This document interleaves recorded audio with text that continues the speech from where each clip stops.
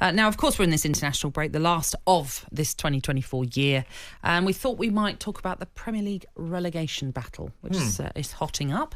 The survival race is close, despite the fact a couple of weekends ago, three sides were still searching for their first wins in the league. Wolves and Ipswich finally managed to get off the mark last weekend at the 11th attempt, whereas the other team, Southampton, earned their maiden victory in the previous match week. Despite the long wait for those three sides' opening wins then of this season, none are adrift at the bottom of the table. Such has been the inconsistency, you could say, for many teams this season. So, just to run you through the situation in the table as it stands, the bottom three read Southampton 20th, Wolves 2 points clear of them in 19th, with Crystal Palace dropping into the bottom three following their defeat to Fulham last time out, as well as Ipswich's surprise win at Spurs. Kieran McKenna's side are 17th, Cass, 1 point clear of the relegation places. So as I say, I mean, it's balmy in a way that these three teams only just recently won their first games of the season, and yet they all could easily get out of the relegation picture that they're in, because they are not cut adrift in any shape or form. Now, as I mentioned, those three that make up the bottom three, is that the bottom three that's going to be how it's going to finish at the end of the season? You're pretty close, yeah. Yeah. The one that stands out for me is Palace, because I think in nearly everything that's gone wrong for them this season could continue, because their run of games, if you look at them, Nat, they're pretty tough. They go Man City away, Brighton away, Arsenal. I think that's in the cup, but they've got really tough games, a real run of games, and I'd add into that for Palace is why I mentioned Palace so much is because Walton getting injured and not even looking right at the start of the season. Then we talk about the transfers they lost. Then Eze gets injured. Then selling their centre half, and I feel like do you know what, they're going to get Man City, but Man City are going to have a number of players back. So even though we're saying, well, Man City, not Man City at the moment. Well, by the time Palace play them, they'll probably have about 3 or 4 back, City. From John Stones to Diaz, and that will make a massive difference. And it is at the Etihad. I for the first time, I'm looking at Palace thinking, is this a season that everything went wrong for them?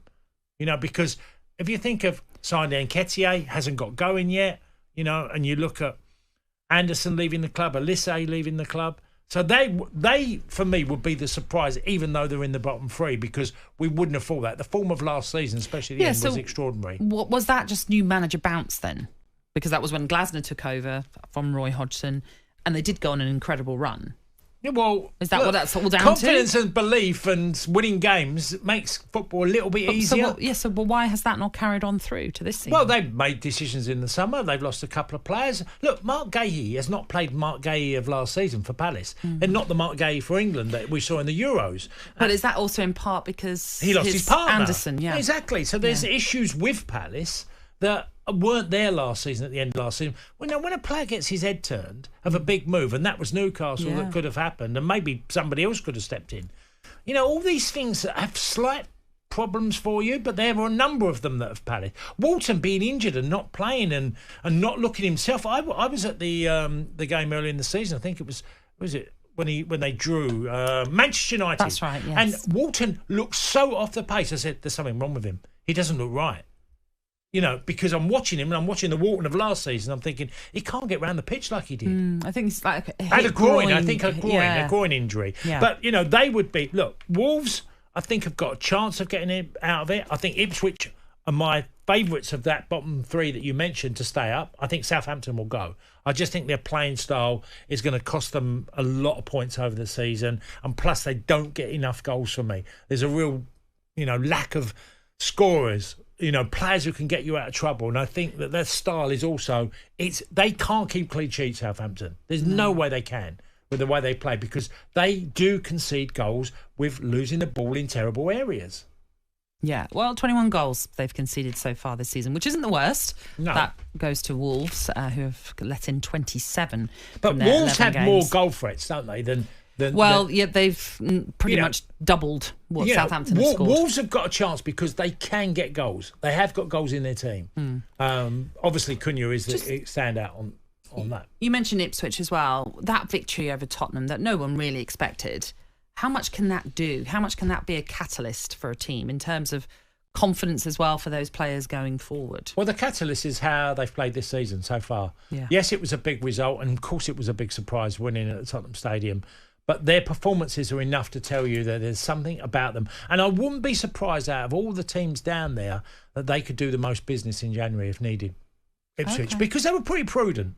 You know, they spent, but they didn't go crazy. They didn't do what Forest did when they got promoted and bought a hell of a lot of players. They've made changes, but some of the changes have been reasonable. And I think Ipswich might be able to go again, add a bit more. And I think if you said to me the best forward in the bottom half is Delap. Yeah. Delap is the best forward in them 4 teams we mentioned. Yeah. Because I do think, if you said to me Mateta or Delap, I think Mateta's a streaky striker, which you saw in the Olympics and you saw with Crystal Palace at the end of last season. I think if you took him over the course of a number of seasons, I think he'd have his dry patches and long ones. Yeah. Just as an aside on the whole relegation issue, all 3 promoted sides from last season were relegated. 2 of the teams who came up from last season are struggling currently in terms of the conversation that we're having of those 3. Leicester doing the best of those that came up. It seems to be that it's just getting greater and greater, the challenge of staying up. So how can teams buck that trend? Well, it's very difficult because you can't match with the finance. And also, if you think, Nat, that the squads in the Premier League, and this is a lot of clubs, are so deep that they're taking players that could be playing the Championship away because they have 22 really good players.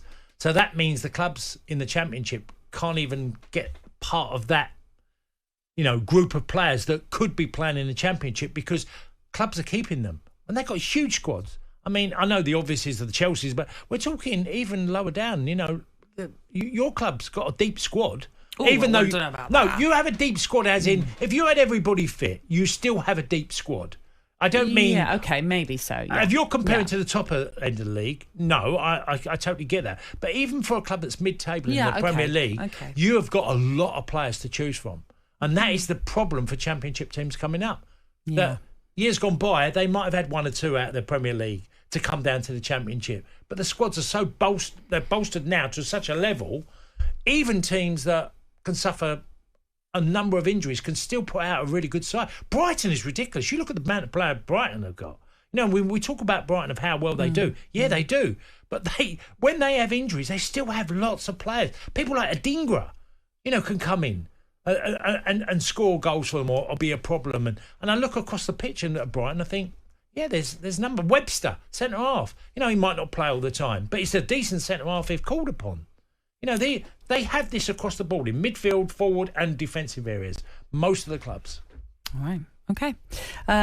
So just to confirm, you think Southampton definitely, Palace could go down and Wolves as well? Just to confirm your 3? I think they're the best out of the 3 to stay up because I think... Stay up? No, I'm saying going down. Oh, sorry, go down. I'll go for Wolves over Palace. Sorry, over Ipswich. Yeah. Okay. Yeah. I mean, we're only 11 games in, so who knows what could happen. I did this a couple of weeks ago before Ipswich beat Spurs, and they got that result. But the way they played this year, Nat, they've got a hell of a chance of that. Yeah, indeed. On AM, on DAB, via the talkSPORT app, and on your smart speaker. talkSPORT.